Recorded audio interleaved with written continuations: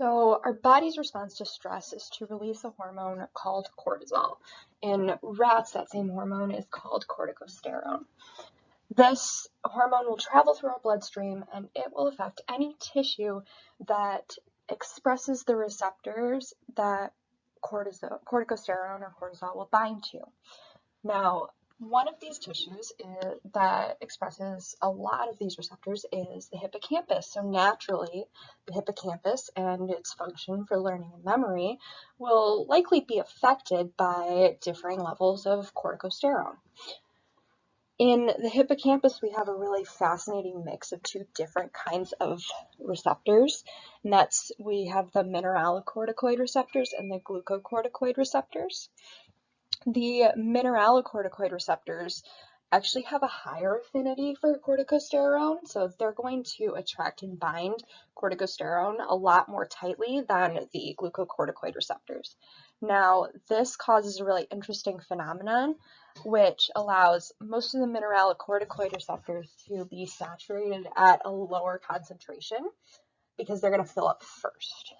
The glucocorticoid receptors actually don't start filling up until those higher levels of corticosterone or higher levels of stress are reached. The mineralocorticoid receptors, so low stress levels, are actually going to facilitate hippocampal plasticity, and synaptic neuronal excitability. And the glucocorticoid receptors are actually going to counteract that. So when you start filling the glucocorticoid receptors, you're actually going to start inhibiting the action of the mineralocorticoid receptors. So the phenomenon that I'm talking about actually creates this inverted U shape that we've talked about before in this class. And the thing that causes that is that you have all of the mineralocorticoid receptors filling first, and so say you have just like a little bit filled, that actually is going to create like 3-0 for your ratio. So like 3 receptors filled to like 0 receptors. And that actually starts facilitating a little bit of learning. Like I said, the mineralocorticoid receptors facilitate that neuronal excitability.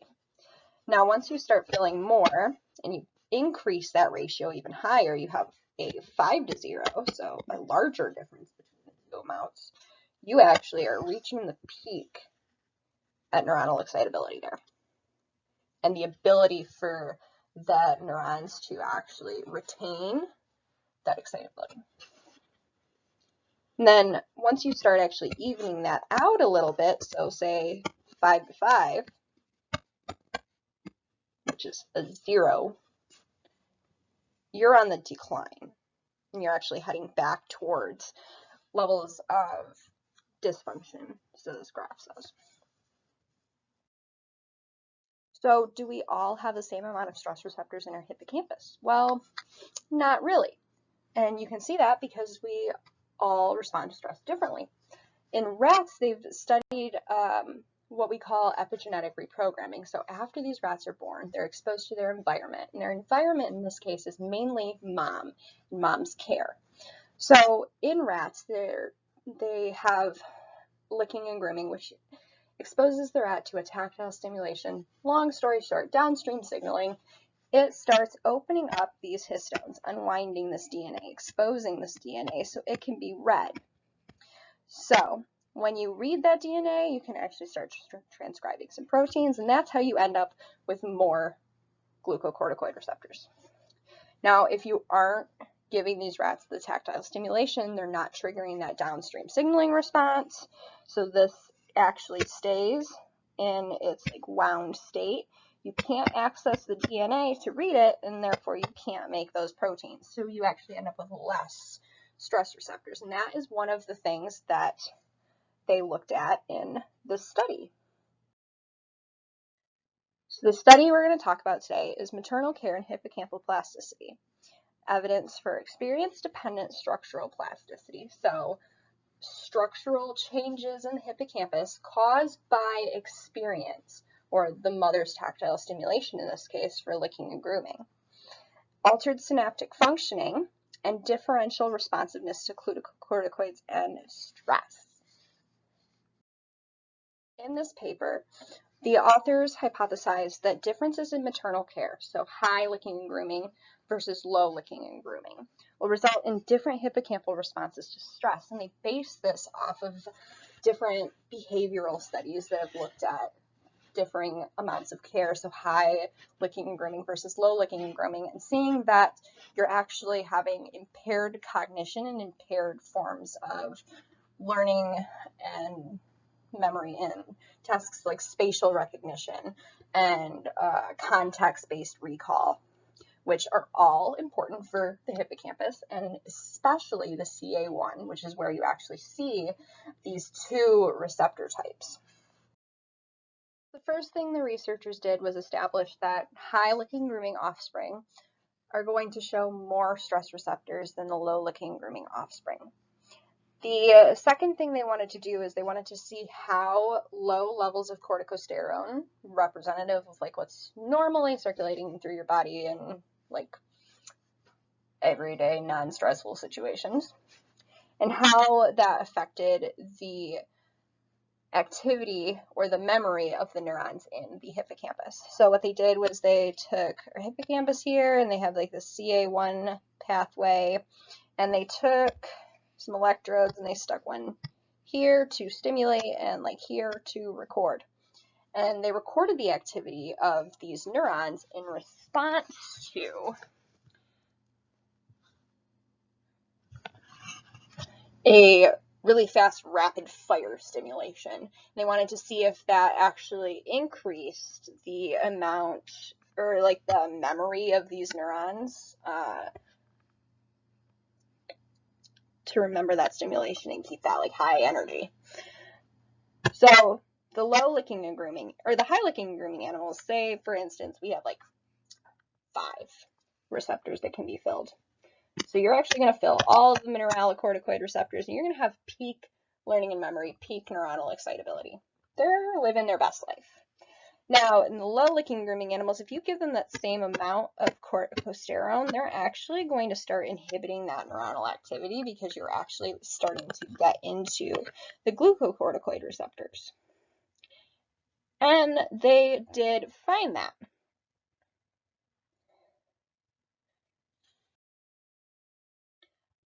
So, as I said, when the high licking grooming animals had their hippocampal neurons stimulated, they actually did show like this huge jump here and a sustained level of activity. So if they kept kind of stimulating at that like lower level down here, like there, after this rapid fire, or tectonic stimulation is what it's called, after this rapid fire, those neurons actually like remembered that activity level and they kind of stayed up there, and that's representative of long-term memory, or long-term potentiation is what it's called, and that's representative of memory and those kinds of things.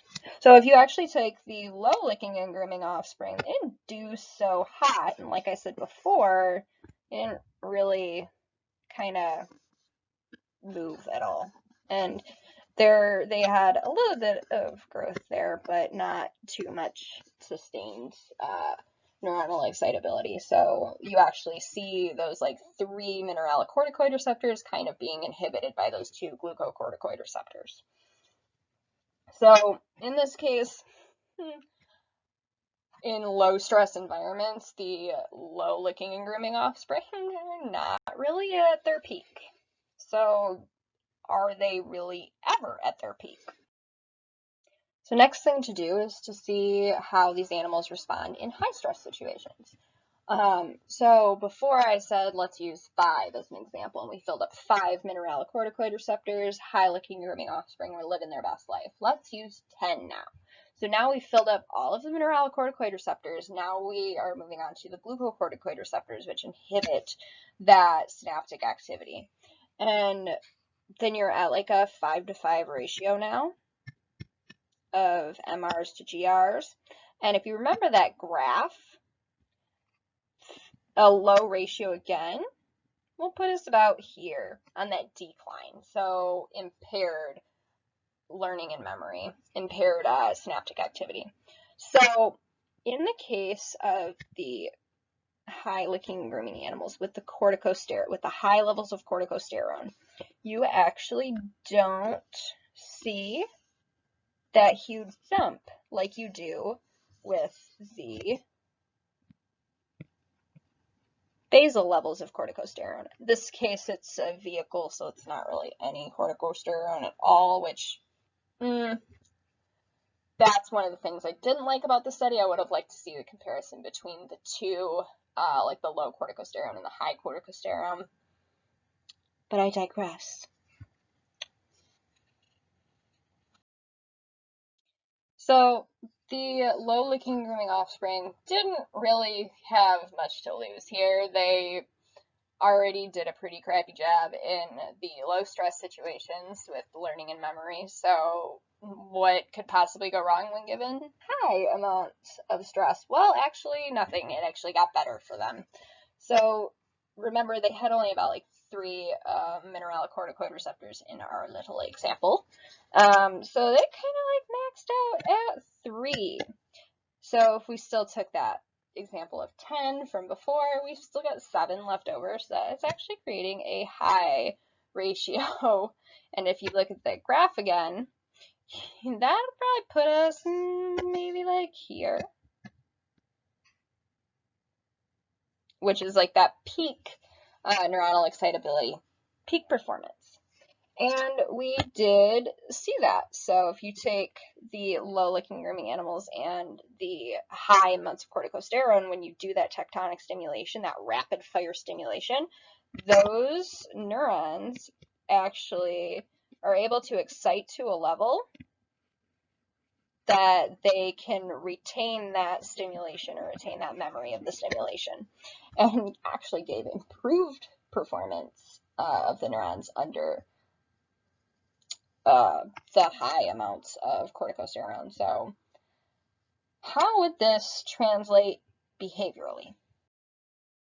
So how does this affect the animals behavior-wise? So previously I had said that research had looked at memory in terms of like hippocampal dependence, so spatial and context-based memory, and they saw that the low-licking and grooming animals would typically show a cognitive deficit compared to the high-licking and grooming animals. So different tests are different types of stressors for these animals. So in this case, they actually did a context-based memory test.